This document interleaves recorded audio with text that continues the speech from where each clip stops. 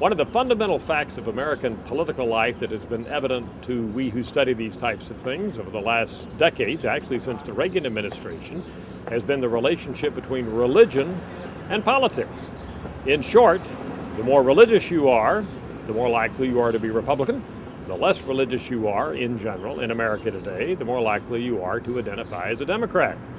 We've verified these data year after year, decade after decade, and in fact, we just looked at over 1 million interviews that we have conducted here at Gallup since January or February of 2008 and found the same patterns have been consistent month after month up until right now. One of the interesting aspects of this is how it differs by race and ethnicity. The relationship between religion and politics is in fact most evident among white Americans.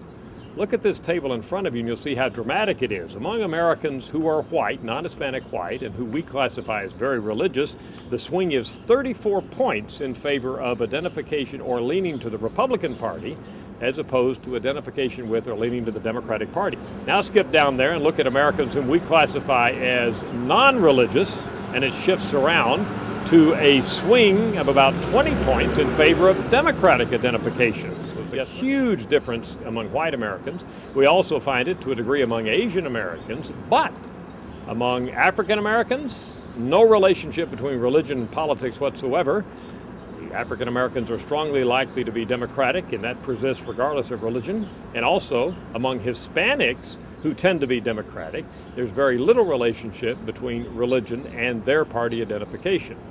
So the reason, fundamentally, that we find that overall religion is related to politics is its tremendous role and impact among white Americans and to a lesser degree among Asian Americans in the American political scene today.